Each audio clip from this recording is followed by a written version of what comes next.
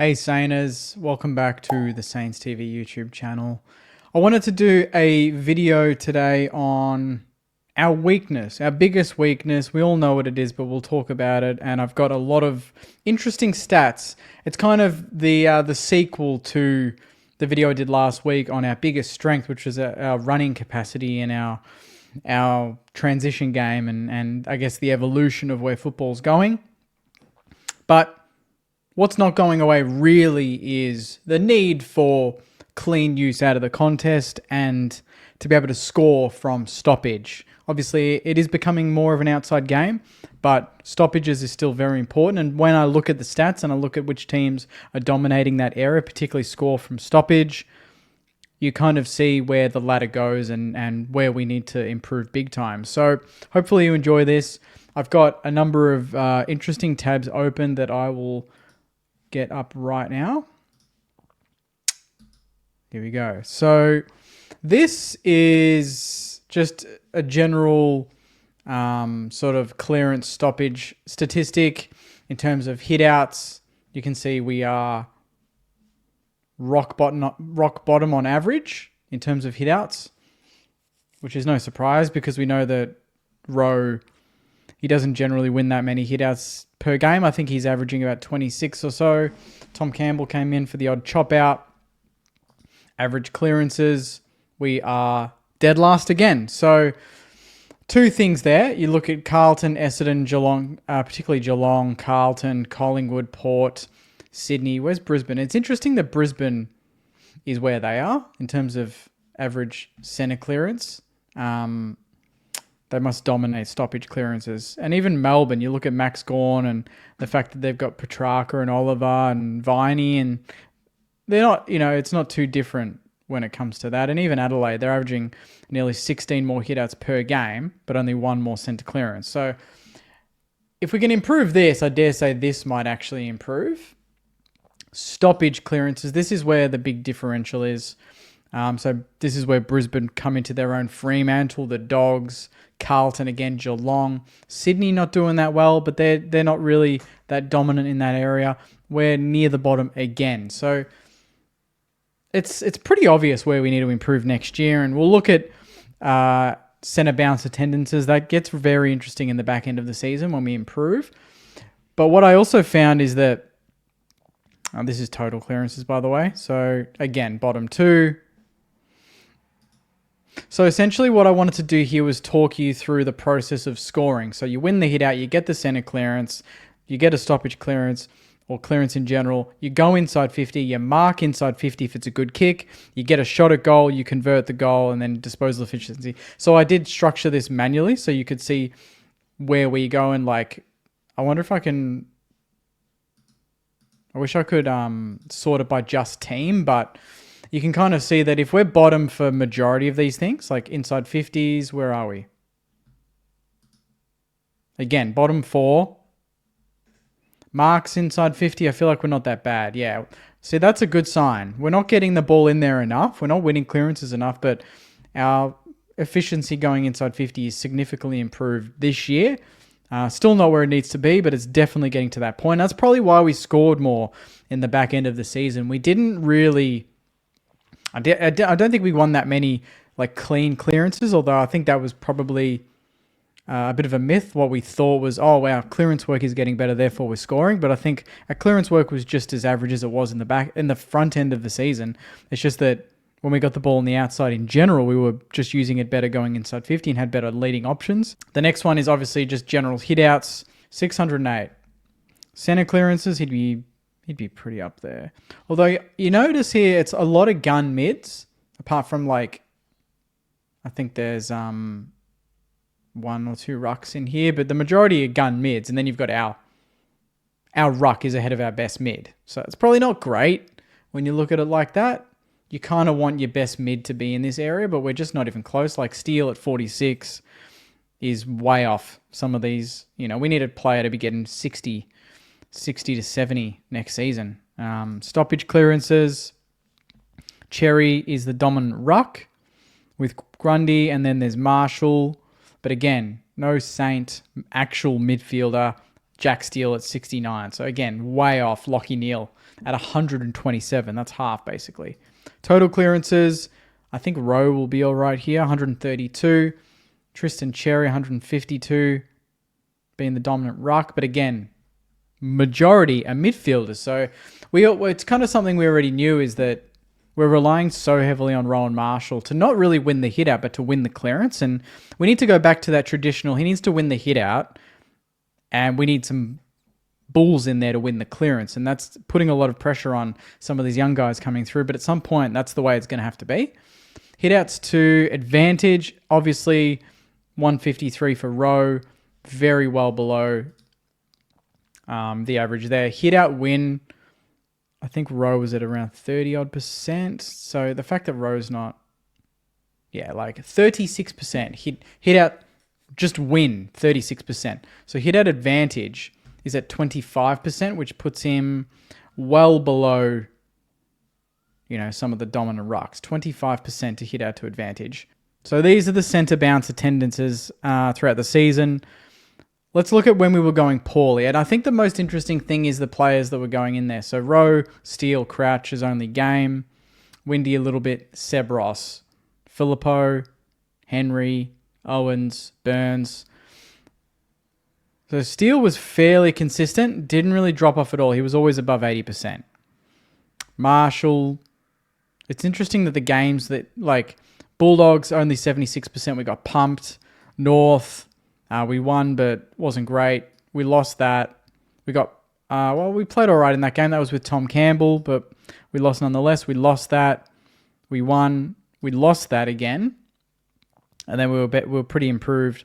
Not that game, but the rest of them we were pretty improved.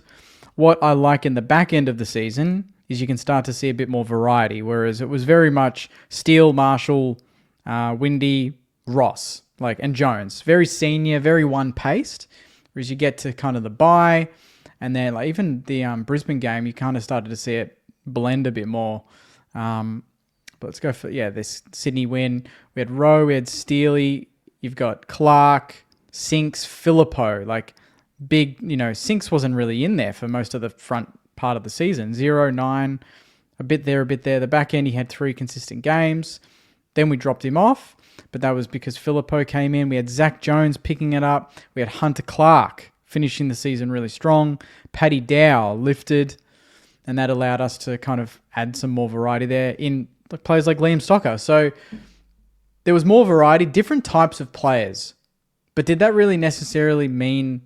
Did that result in us winning? Was that the reason why we won? I personally don't think so. I don't know if it generally improved us. I generally think that we just were smarter with the football. Attack v defense.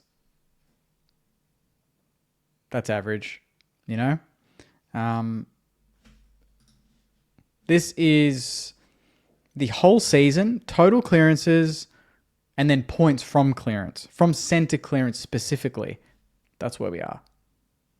You want to guess who's bottom? Richmond. Look how far off. These are the teams right here that are going to be hard to beat next season. Brisbane, obviously. Look where they are. 40. Total clearances, 40. Points direct from clearance, 11. It's not a great difference when you look at it. It's 7 to 11. But that's an extra goal a game. Total clearances as well. 33. 40. So... We can't be going another season where we're in this zone. And just to prove that, a lot of people think that maybe it improved in the back end and that's why we started winning games. This is the season, mind you. This is the last 10 games. Points from stoppage, points from centre bounce. We are still stuck at the bottom. So that proves that it was a little bit of a myth that getting Hunter Clark. I mean, it helped, but I think it helped outside the centre clearance. I think having better players in the midfield just generally made us a better team across the ground. It wasn't just that we were improved in the clearance area. Our biggest weakness, I think, can be mended pretty quickly. It's just a matter of getting the balance right in the midfield and being a bit more assertive when it comes to the game plan, because we can talk about obviously we don't have a gun mid. We don't have that superstar gun mid. But even if we did, based on the first 12 weeks, the way we played, the game plan that we implemented, would they really have been that attacking? Like, if you tell Jack Steele to attack and not worry about tagging or defending, he's going to win more clearances. I think it's a balance of game plan and letting the players win the football, and then finding the balance of who is actually in the centre clearance. Because I think next season we want to see Mateus in there, we want to see Hugo Garcia in there, I want to see Windy in there, I want to see Liam Henry in there, Travalia I want to see go through there at some point. There's, it's really important that we get the youth going through there, but we improve just general bang for buck when it comes to midfield, because if you don't, we're going to be continually we're going to be getting pumped out of the contest. This is better. This helps me picture this a little bit. By the way, I'm kind of making this up as I go, but hopefully you enjoyed it anyway. But this makes it better. So we're not winning the clearance always, but when it comes out of the post clearance, what happens? Are we quick? Are we quick to react? If the other team gets the first kick out, what happens after that? If Brisbane, if Geelong, they get the clearance, they kick it long outside onto the wing, or it's a 50-50, do we then win the next ball? And then does that then turn into a score? This is a good sign. This is a very good sign. You got Melbourne, Adelaide, Dogs, Saints. So finalist. Brisbane, interestingly enough, don't do very well when it comes to post clearance. It's probably because they don't even really need to compete for it, because they get it so cleanly out of stoppage that it goes deep inside 50 and they normally score from it anyway. Whereas for us, we probably have to scrap for it a little bit more because our clearances aren't that clean. So it's probably no surprise that you see a Carlton and a Brisbane down there, because they probably don't have to fight for it as much. The Dogs is a surprise to see them there. But you see Melbourne probably didn't have the best midfield year. Same with Adelaide and us. But it's good that we're switched on post clearance, because then you can turn the ball over, win a turnover, and then score from turnover. And I think that's probably where we got most of our score. If I go turnovers and then scores, can I go scores from turnover? Points from turnover. Yeah, so we are we're kind of standalone with Hawthorn and Brisbane when it comes to turnovers, or points for turnovers, sorry. So Hawthorn lead the way with 58 points, 56. We're at 57. So we're ahead of Brisbane. We're second in the comp for points from turnovers. So this is what I mean by it's not just about in the centre clearance, it's about what happens outside the clearance. So if another team wins the clearance, do we win the ground ball? Tick. From there, can we turn the ball over and score from it? Tick. But we're relying on other teams to play poorly for us to do that. That's what I think anyway. Hawthorn have benefited off it, a lot of mistakes, but that's because they play a high-pressure brand. So do we in a way, but I don't want to be relying on pressure constantly to score. You just want to be relying on sheer class. I don't think we're at that point yet, though, that we can just beat teams by sheer class, because our team's so young that we're going to have to fight for the footy, and then we're going to pressure the ball user to stuff it up and cough it up in the middle of the corridor or something like that, and then we can hit the points. And that's the last 10, by the way. This isn't the season. But in terms of overall improvement and how we can fix this, I don't think it will take much. I think it's definitely going to be a waiting game on the mids that we've got. I think we need to see more Paddy Dow in there. I don't think we're going to rely on him, but I need to see more Windy. We need to see more Filippo. Obviously, Garcia, look at that. Garcia, obviously, in his debut season wasn't getting much, but that's definitely going to go up a notch. He's not going to play on the wing. He's not going to play half forward. He's a midfielder. I think that's going to offer a lot of power. Liam Henry, that's not enough as well. I mean, he's been injured for a lot of the season. We know that. But when he's in there, I feel like it adds another layer, and we just haven't had that at the moment. And then obviously it's mentality and it's game plan. Taking the game on. Beating your man. Most of the time when you look at our centre bounce setup, it's very 1v1, it's very defensively minded. So we kind of assume that that Rowe might lose the tap, but then it's kind of a two-pronged thing. We assume that Rowe is going to drop the ball on winning the hit out and he's going to lose it. So we back off. But then Rowe's the first to react and win the clearance on his own. So our midfielders don't think they need to do the work. So it needs to be a bit of a mentality shift, but also sort of kind of like a game plan shift at the same time. And then hopefully we will see an improvement. But I'm not doing this video to prove that we're going to do X, Y, Z to go from 0 to 100 and suddenly jump into the top echelon of, stoppage, clearance, powerhouse in the comp. We're still probably going to be middle of the road, but I would rather be middle of the road than bottom 5. Like every stat I showed you, we're bottom 5. You can't be bottom 5 for clearance, for stoppages, for points from clearance. Ruck hitouts, advantage. We can't be bottom 5 for all of them. We need to start breaking even in some of these, because even in 23 when we made finals, you break even, you win the game. Like the rest of our game plan pretty much takes care of itself. It's very much around the stoppages. What can we do there to negate the opposition? Because it's not just about us being able to score from stoppage. It's also about us stopping the stoppage. And just to round out the video, maybe that's worth looking at.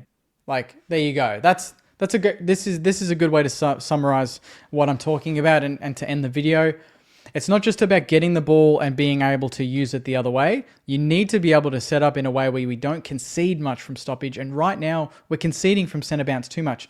Look at the Carlton game late in the season, round 24. Look at how hard it was for us to win, to kick a goal. We had to get a turnover. We had to press. Carlton, there's a couple of passages where they literally got, Hewitt or Kennedy or whoever it was, they walked it out of the midfield. It wasn't even Cripps, and they hit a target, scored a goal. That's points from centre clearance.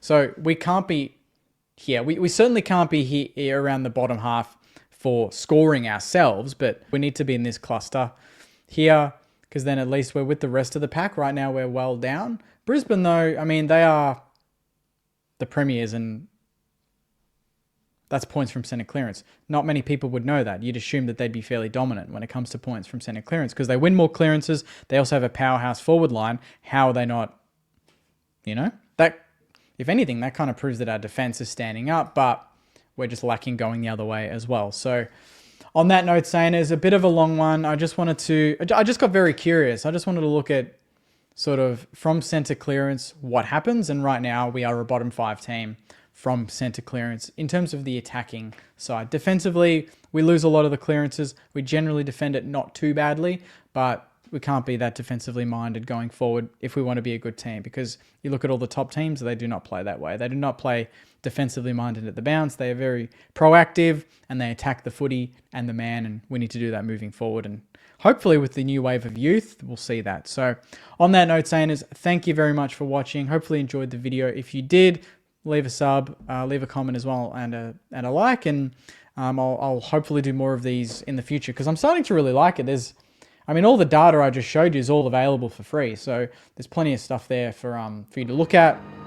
And if you have any feedback on how we can better improve these areas outside of what I mentioned, put in the comments as well. So on that note, Sainers, thank you very much. Enjoy the rest of your week, and as always, go you mighty Sainers. See you guys.